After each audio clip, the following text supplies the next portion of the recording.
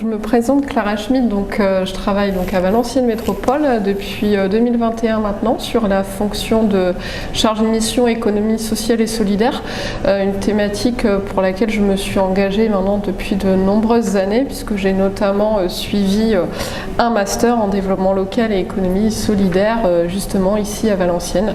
Mes missions, je suis amenée notamment à dynamiser les acteurs de l'économie sociale et solidaire, à les accompagner. On a notamment un plan local de développement de l'économie sociale et solidaire qui a été adopté pour la période 2021-2026 en renouvellement d'un précédent plan qui était animé depuis 2017. L'enjeu de ce plan, c'est notamment pouvoir accompagner les acteurs de l'économie sociale et solidaire dans leur développement, dans leur structuration, accompagner des initiatives, des dynamiques de l'ESS sur le territoire de Valenciennes Métropole. Donc, au sein de Valenciennes Métropole, dans le cadre du plan d'action en faveur de l'égalité femmes-hommes, il y a un réseau de référents qui s'est mis en place, référents et référentes. Et donc, moi, j'ai en charge la thématique de l'économie sociale et solidaire avec l'idée justement de porter vraiment un plan d'action spécifique égalité dans l'ESS. Dans ce cadre-là, j'ai en charge la mise en œuvre de la feuille de route économie sociale et solidaire en lien avec notamment Marion qui est chargée de mission de la thématique égalité au sein de l'agglo. Alors, fixer un certain nombre d'objectifs dans le cadre du plan d'action égalité ESS. Notamment le fait, au niveau de Valenciennes Métropole, on porte par exemple un appel à projet de soutien à l'économie sociale et solidaire. Et dans ce cadre-là, désormais, on incite les structures à produire des données genrées. Donc en fait, tout simplement, dans le dossier de candidature, on leur demande de répondre à un questionnaire où ils doivent saisir des informations sur la composition de leur conseil d'administration, comment se décomposent les postes de président-présidente, trésorier-trésorière, secrétaire, et également l'effectif pour qu'on mesure un petit peu quelle est la parité au sein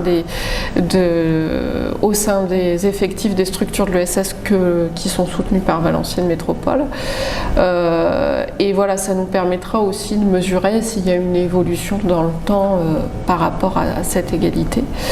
On est aussi proactif sur l'organisation d'événements autour de l'égalité. Donc notamment l'année dernière, en 2023, on a organisé une conférence en partenariat avec l'Université Polytechnique des Hauts-de-France sur cette thématique égalité ESS. On avait d'ailleurs fait intervenir Jean-Paul de l'association Galilée et également Catherine Baudet de la Manufacture Coopérative qui nous avait présenté son ouvrage sur le sexisme dans l'ESS qui permettait déjà de poser la thématique de l'égalité parce que finalement on se rend compte que alors on pourrait croire que dans l'ESS il n'y a rien à faire parce qu'on est une économie qui serait plus vertueuse, qui aurait des principes, des valeurs, et finalement on constate encore dans les chiffres au national mais qui se retraduisent sur le territoire que 69% des femmes dans l'ESS, des salariés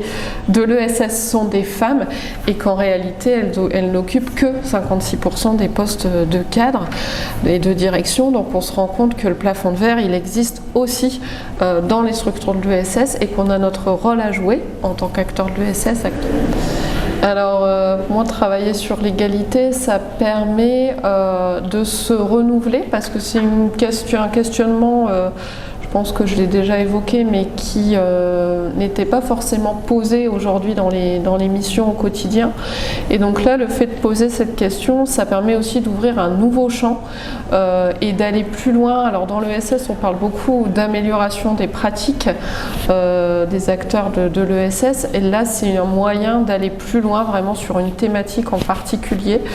Et finalement, d'accompagner aussi les structures dans l'amélioration de manière globale, parce qu'on voit que travailler sur l'égalité finalement ça permet, je donne un exemple d'une structure qui qui me dit voilà, on a mis en place un affichage sur les termes de l'égalité. Il y a une petite affiche pédagogique qui a été produite sur qu'est-ce que la parité, qu'est-ce que la mixité, qu'est-ce que le sexisme, qu'est-ce que le féminisme, etc.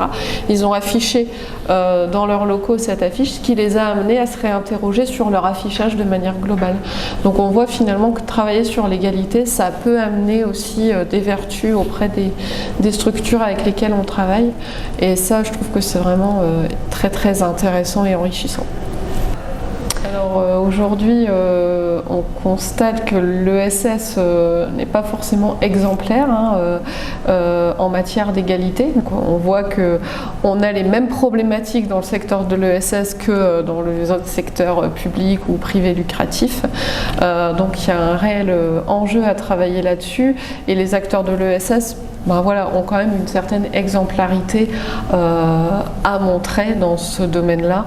La loi ESS a imposé un guide des bonnes pratiques, etc. Donc je pense qu'ils ont ce rôle à jouer, d'être peut-être un peu aussi locomotive du territoire finalement, et d'être exemplaire tout simplement sur cette thématique. Alors aujourd'hui, au niveau de Valenciennes Métropole, on a réuni à plusieurs reprises les acteurs de l'ESS. On les a réunis dans le cadre de notre plan d'action tout simplement, et puis on leur a présenté le plan d'action égalité, le fait qu'on Valenciennes Métropole souhaitait travailler sur ce sujet et les amener à cheminer avec nous finalement. Donc certaines structures ont participé aux formations proposées par Valenciennes Métropole et on a souhaité aussi aller plus loin avec eux en proposant des séries d'ateliers vraiment thématiques. On a embarqué l'année dernière une quinzaine de structures qui ont souhaité aller plus loin pour se former, se qualifier sur ce sujet-là et mettre en place aussi des plans d'action dans leur structure. Donc ça s'est traduit en fin 2023 par des ateliers animés avec Galilée qu'on a co-organisé avec la PES Maillage pour parler d'égalité et les accompagner, leur donner envie, poser un petit peu les bases pour les amener à travailler en interne sur les sujets d'égalité.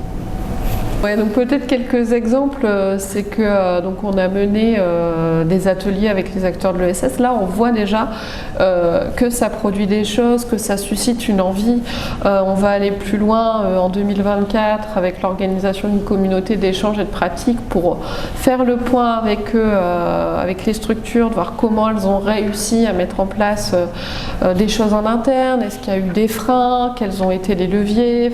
Et comment on va plus loin ensemble et en collectif. Parce qu'on voit que dans l'ESS, le réseau et le fait d'échanger en pair à pair, ça fonctionne plutôt bien.